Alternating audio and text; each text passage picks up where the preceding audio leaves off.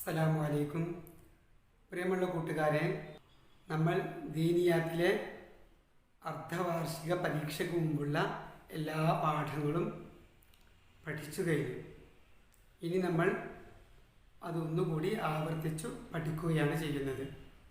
ഓരോ പാഠവും അതിൻ്റെ ചോദ്യങ്ങളും ഉത്തരങ്ങളും നമ്മൾ സ്വയം കണ്ടെത്തി എഴുതണമെന്ന് പറഞ്ഞിരുന്നു.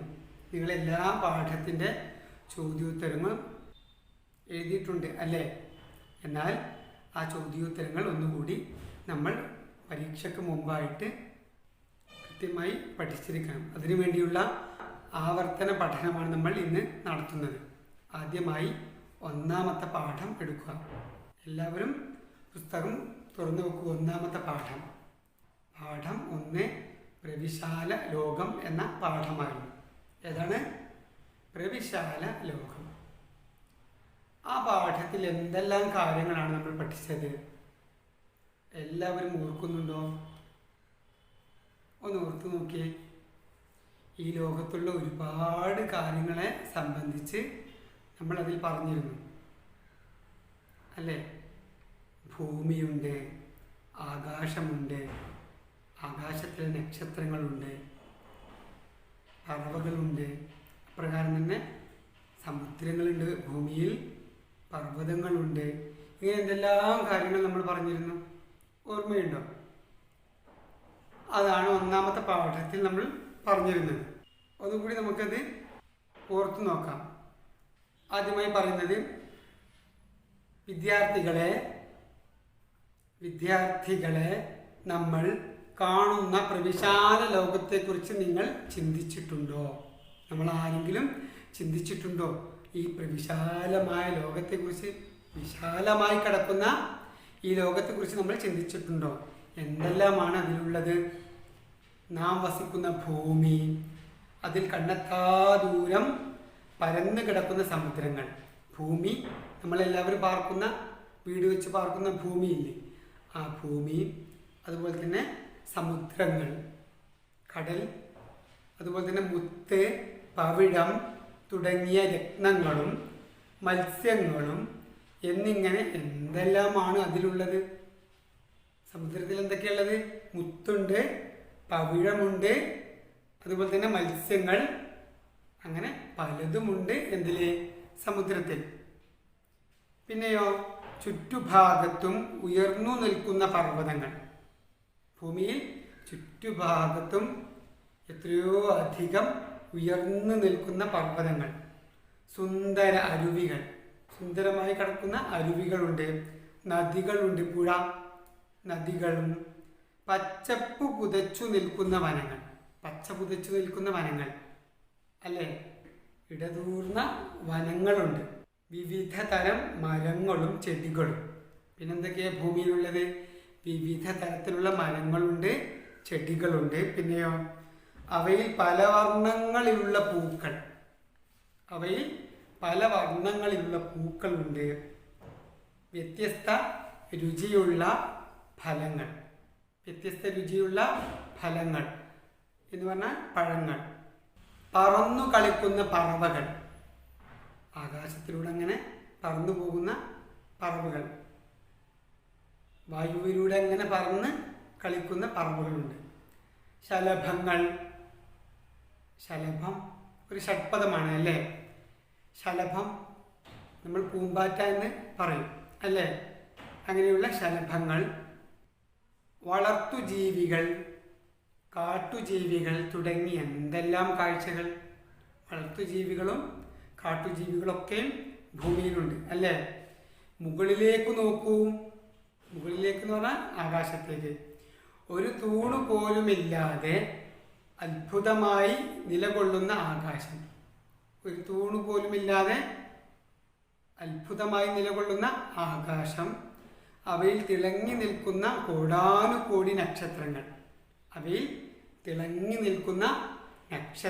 കോടിക്കണക്കിന് നക്ഷത്രങ്ങള്, അതുപോലെ തന്നെ സൂര്യനും ചന്ദ്രനുമുണ്ട് തുടങ്ങി നാം കാണുന്നതും കാണാത്തതുമായ എത്ര വസ്തുക്കളാണ്.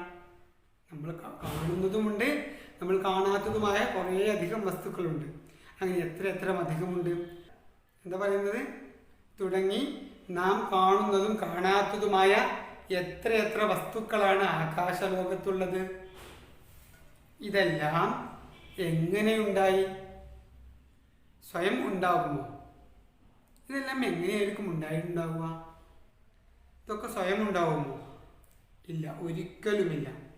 ഇവയെല്ലാം സൃഷ്ടിച്ചു പരിപാലിക്കുന്ന ഒരു റബ്ബുണ്ടെന്ന് തീർച്ച. എങ്ങനെ ഇത് സ്വയം ഉണ്ടാകുക? സ്വയം ഇതൊന്നും ഉണ്ടാവില്ല. ഇതെല്ലാം ഉണ്ടാക്കുകയും അവയെല്ലാം നിലനിർത്തുകയും ചെയ്യണം, അല്ലേ? നക്ഷത്രം ഒട്ടിച്ചു വെച്ചതാണോ? അല്ല. സൂര്യൻ ഒട്ടിച്ചു വെച്ചതാണോ? ചന്ദ്രനൊക്കെ ഒട്ടിച്ചു വെച്ചതാണോ? അല്ല. അത് അടർന്നു വീഴാതെ ഭൂമിയിലേക്ക് പതിക്കാതെ അതിനെ ആരാണ് നിലനിർത്തുന്നത്? ഇതെല്ലാം സൃഷ്ടിക്കുക എന്ന് പറഞ്ഞാൽ ഉണ്ടാക്കുക. ഇതെല്ലാം ഉണ്ടാക്കുകയും അതൊന്നും പരസ്പരം കൂട്ടിമുട്ടാതെ അടർന്നു വീഴാതെ അതെല്ലാം അവിടവിടങ്ങളിൽ പരിപാലിക്കുകയും ചെയ്യുന്നത് ഒരു റബ്ബാണ്. അങ്ങനെ പരിപാലിക്കുകയും ചെയ്യുന്ന ഒരു റബ്ബുണ്ടെന്നത് തീർച്ചയാണ്. ഇതൊക്കെ ഇവിടെ ഉണ്ടാകുമ്പോൾ തന്നെ ഇതൊന്നും പരസ്പരം കൂട്ടിമുട്ടാതെ അടർന്നു വീഴാതെ അതിൻ്റെ പ്രവർത്തനങ്ങളുമായിട്ട് മുന്നോട്ട് പോകുന്നത് കാണുന്നില്ലേ? അങ്ങനെ കാണുമ്പോൾ തന്നെ നമുക്ക് മനസ്സിലാക്കാം ഇതൊക്കെയും സ്വയം ഉണ്ടായതല്ല. അപ്പോൾ ഇതൊക്കെയും സൃഷ്ടിക്കുകയും ഇതൊക്കെയും നിലനിർത്തി പരിപാലിക്കുകയും ചെയ്യുന്ന ഒരു റബ്ബുണ്ടെന്ന് തീർച്ച. ആ റബ്ബിനെ കുറിച്ച് ഇൻഷാ അല്ലാഹ് അടുത്ത ക്ലാസ്സിൽ പഠിക്കാം. ഇത്രയുമാണ് നമ്മുടെ ഒന്നാമത്തെ പാഠം ഉണ്ടായിരുന്നത്. ഇതൊക്കെ നമ്മൾ ഇപ്പോൾ ഒരു തവണ കൂടി പറയുന്നത് ഇതൊക്കെ നമ്മുടെ ഓർമ്മയിൽ ഉണ്ടായിരിക്കാനാണ്. പരീക്ഷ അടുത്തു വരികയാണ്. നമ്മുടെ ഓർമ്മയിൽ ഇതൊക്കെയും ഉണ്ടാകണം. ഒന്നാം പാഠത്തിൽ നമ്മൾ എന്തൊക്കെ പഠിച്ചു എന്നുള്ളത് നമ്മുടെ ഓർമ്മയിൽ ഉണ്ടാകണം. കേട്ടോ? ഇനി ഈ പാഠം നിങ്ങൾ പല ആവർത്തി വായിച്ച് ഇതിൽ പറഞ്ഞ എല്ലാ കാര്യങ്ങളും നിങ്ങളുടെ ഓർമ്മയിൽ കൊണ്ടുവരാൻ നിങ്ങൾ ശ്രദ്ധിക്കണം, മനഃപ്പാഠമാക്കണം. ഇനി ഇതിൻ്റെ പ്രവൃത്തികൾ നമുക്ക് ചെയ്യാനുണ്ട്. ഉത്തരമെഴുതാം. 1. ഭൂമിയിൽ എന്തെല്ലാം കാഴ്ചകൾ? ഭൂമിയിൽ എന്തെല്ലാം കാഴ്ചകൾ? ഓർക്കുന്നില്ലേ? നമ്മളിപ്പോൾ പറഞ്ഞിട്ടേ ഉള്ളൂ. എന്തൊക്കെ കാഴ്ചകളാണ് ഭൂമിയിലുള്ളത്? നിങ്ങളെല്ലാവരും മുമ്പ് എഴുതിയിട്ടില്ലേ? ഓർക്കുന്നുണ്ടോ? ഞാൻ പറയാം ഒരു തവണ. നാം വസിക്കുന്ന ഭൂമി എന്ന് പറഞ്ഞിട്ട് നമ്മൾ ഈ പാഠത്തിൽ പറയുന്നുണ്ട്. എന്താണ്? അതിൽ കണ്ണെത്താ ദൂരം പരന്നു കിടക്കുന്ന സമുദ്രങ്ങൾ. അപ്പോൾ ഭൂമിയിൽ എന്തുണ്ട്? സമുദ്രങ്ങളുണ്ട്. പിന്നെയോ മുത്ത്, പവിഴം തുടങ്ങിയ രത്നങ്ങൾ. മുത്ത്, പവിഴം തുടങ്ങിയ രത്നങ്ങളും മത്സ്യങ്ങളും എന്നിങ്ങനെ കുറേ കാര്യങ്ങൾ സമുദ്രത്തിനകത്തുണ്ട്, അല്ലേ? പിന്നെയോ ഭൂമിയിൽ മറ്റെന്തൊക്കെയോ ഉള്ളത്? ചുറ്റുഭാഗത്തും ഉയർന്നു നിൽക്കുന്ന പർവ്വതങ്ങൾ, സുന്ദര അരുവികൾ, നദികളും ഭൂമിയിലുണ്ട്. പച്ചപ്പു പുതച്ചു നിൽക്കുന്ന വനങ്ങൾ, വിവിധ തരം മരങ്ങളും ചെടികളും, അവയിൽ പല വർണ്ണങ്ങളിലുള്ള പൂക്കൾ, വ്യത്യസ്ത രുചികളുള്ള ഫലങ്ങൾ എന്ന് പറഞ്ഞാൽ പഴങ്ങൾ. ഇതൊക്കെയും ഭൂമിയിലുള്ളത്. അതുപോലെ തന്നെ പറന്നു കളിക്കുന്ന പറവകൾ, ശലഭം എന്ന് പറഞ്ഞാൽ പൂമ്പാറ്റ, ശലഭങ്ങൾ, പറവകൾ, പക്ഷികൾ, ഇതൊക്കെയും ഭൂമിയിലുള്ളതാണ്. അതുപോലെ തന്നെ നാട്ടുജീവികളും കാട്ടുജീവികളും. നാട്ടിൽ നമ്മൾ വളർത്തുന്ന ജീവികളുണ്ട്, അതുപോലെ തന്നെ കാട്ടിൽ വസിക്കുന്ന ജീവികളുണ്ട്. ഇതൊക്കെയും ഭൂമിയിലുള്ളത്. ഇനി രണ്ടാമത്തെ ചോദ്യം, ആകാശത്തിൽ എന്തെല്ലാം കാഴ്ചകൾ? ഇതൊക്കെയും ഭൂമിയിലെ കാഴ്ചകളാണ്. ഇനി ആകാശത്തിൽ എന്തെല്ലാം കാഴ്ചകൾ? അതാ പറയുന്നത്, തിളങ്ങി നിൽക്കുന്ന കോടാനുകോടി നക്ഷത്രങ്ങൾ. അതിൻ്റെ ഉത്തരം എന്താ? തിളങ്ങി നിൽക്കുന്ന കോടാനുകോടി നക്ഷത്രങ്ങൾ, അത് ആകാശത്തുള്ളതാണ്. അതുപോലെ തന്നെ സൂര്യൻ, നമുക്ക് വെളിച്ചം ചൂടും തരുന്ന സൂര്യൻ. ചന്ദ്രൻ, രാത്രി വെളിച്ചം തരുന്ന ചന്ദ്രൻ. തുടങ്ങിയവയാണ് ആകാശത്തുള്ളത്. അതുപോലെ തന്നെ തുടങ്ങിയ നാം കാണുന്നതും കാണാത്തതുമായ പല വസ്തുക്കളും ആകാശത്ത് ഉണ്ട്. അതാണ് രണ്ടാമത്തിൻ്റെ ഉത്തരം. 3, തീർച്ചയാണ് എന്ത്? മൂന്നാമത്തെ ചോദ്യം എന്താ?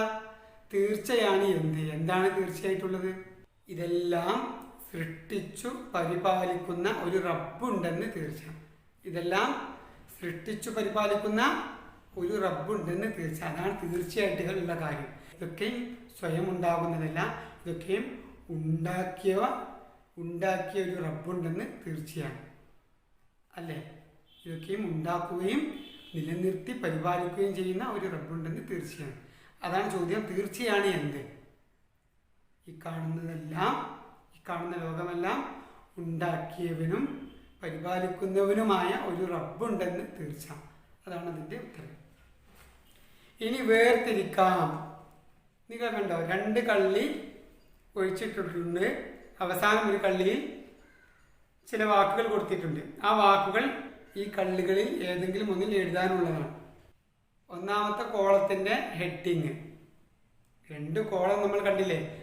ആകാശം എന്ന് എഴുതിയ കോളമുണ്ട്, ഭൂമി എന്ന് എഴുതിയ കോളമുണ്ട്. അതിനപ്പുറത്ത് ചില വാക്കുകൾ കൊടുത്തിട്ടുണ്ട്. ആ വാക്കുകൾ ഈ രണ്ടാലൊരു കോളത്തിലേക്ക് നമ്മൾ എടുത്തെഴുതണം. നോക്കൂ നിങ്ങൾ, സമുദ്രം എന്നത് ആകാശത്തുള്ളതാണോ ഭൂമിയിലുള്ളതാണോ? ഭൂമിയിലുള്ളത്. അപ്പോൾ ഭൂമി എന്ന് എഴുതിയ കോളത്തിൽ നമ്മൾ ആദ്യമായിട്ട് എഴുതേണ്ടത് സമുദ്രം. ഈ രണ്ടാമത്തെ വാക്ക് നോക്കൂ, പർവ്വതം എവിടെയാണ്? ആകാശത്താണോ? അല്ല, ഭൂമിയിലാണ്. അപ്പം രണ്ടാമത് നമ്മൾ ഏത് കോളത്തിൽ എഴുതേണ്ടത്? ഭൂമി എന്ന് എഴുതിയ കോളത്തിൽ പർവ്വതം എന്ന് എഴുതുക. നക്ഷത്രം എവിടെയുള്ളതാ? നക്ഷത്രം ആകാശത്തുള്ളതാണ് അല്ലേ? രാത്രി നക്ഷത്രങ്ങൾ നമ്മൾ കാണാറുണ്ട്. അപ്പോൾ നക്ഷത്രം എന്നത് ആകാശം എന്ന് എഴുതിയ കോളത്തിൽ ആദ്യമായിട്ട് നമ്മൾ എഴുതുക.